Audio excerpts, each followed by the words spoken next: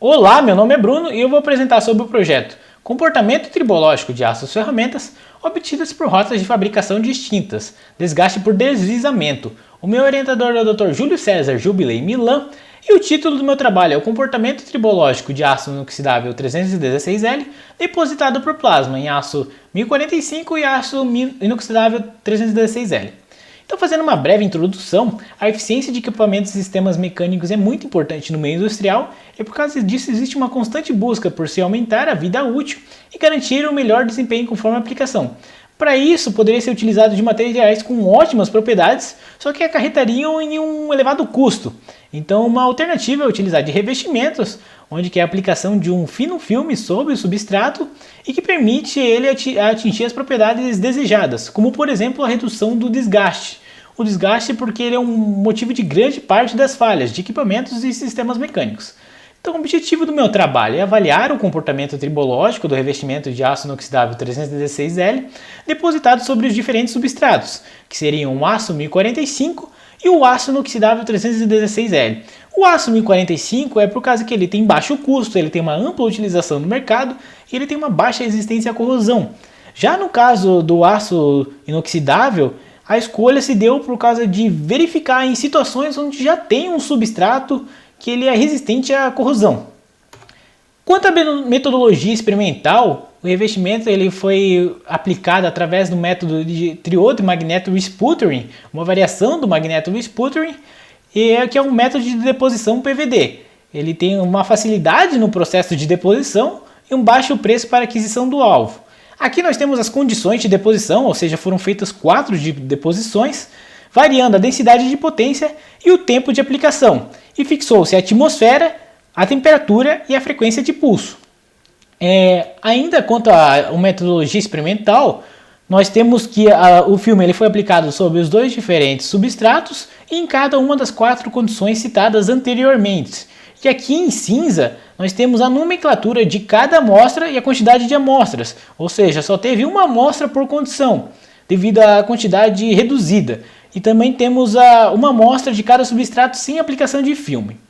Então a metodologia consistiu em um ensaio de desgaste, por deslizamento do tipo pino sobre disco e a análise da trilha de desgaste pela microscopia confocal, óptica e eletrônica de varredura por emissão de campo, que é o FEG. O ensaio pino sobre disco, no equipamento mostrado na foto ao lado, ele foi feito sem lubrificante e com uma quantidade de réplicas limitadas. Por causa disso, a gente utilizou de 4 diferentes raios de pista para aproveitar melhor a amostra e variou-se a carga e fixou-se o contracorpo com uma esfera de alumínio, a temperatura em ambiente e a velocidade de deslizamento e distância de deslizamento linear foram fixadas, ou seja, acabou alterando a velocidade em RPM e o número de rotações. E aqui tem um esquema de como ficou dividido as minhas pistas.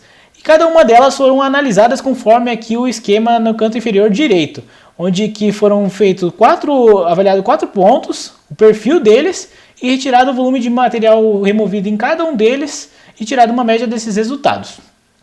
Então os resultados foi feito, o comportamento tribológico foi obtido pelo coeficiente de atrito, pelo volume de material removido e pelo mecanismo de desgaste. O coeficiente de atrito ele é mostrado no gráfico aqui à direita e pode-se notar primeiramente que na condição onde o substrato de 316L e sob condição 3 de aplicação do filme não se encontra aqui, porque o filme desplacou, então não teve como avaliar. Outro detalhe é a redução entre cargas, ou seja, entre 1 e 2 newtons, em todas as condições a gente percebe que reduziu. Isso é explicado na literatura, porque onde a aplicação do filme fino, com o aumento de carga, há aumento da quantidade de detritos e acaba funcionando como um lubrificante sólido, reduzindo o coeficiente de atrito. Só que a gente vai dizer que os resultados aqui são similares, porque só teve dois ensaios realizados por amostras e o ideal seria ter utilizado mais amostras. Quanto ao volume de material removido, é mostrado no gráfico aqui, a gente percebe que para 1 newton todos os resultados até que foram bem bons, bem reduzidos, e para 2 newtons já houve uma grande variabilidade, aumentando bastante o volume de material removido. Aqui a gente percebe que para o substrato de 316, comparando com o revestimento, que são os 3 primeiros, com o sem revestimento, não houve uma grande diferença, ou seja, o desgaste dele foi próximo e não se vê um motivo de se aplicar esse revestimento. Já quanto ao substrato de 1045, também teve esse comportamento, só o substrato ele teve um desgaste menor, ele teve um volume de material removido menor. Só que nesses casos tem a questão da proteção contra o desgaste triboquímico. Então, verificando, fazendo análise das trilhas de desgaste por EDS dessas amostras de 1045, a gente verifica, por exemplo, na carga de 1 N, que até apareceu alguns picos aqui de oxigênio, só que possivelmente do óxido de crômio. Então o filme ele protegeu a superfície do substrato. Já para a carga de 2 N a gente consegue perceber um pico de óxido aqui que é a contaminação.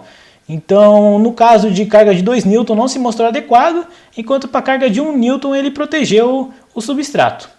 Então as conclusões: houve proteção contra a oxidação e baixo volume de material removido apenas para a carga de 1 N, maior efetividade no substrato de aço carbono 1045, condições de deposição com densidade de potência de 15,8 vezes 10 na 4, que é a condição 4, apresentaram o melhor resultado, e o aumento de carga reduziu o atrito e aumentou o volume de material removido.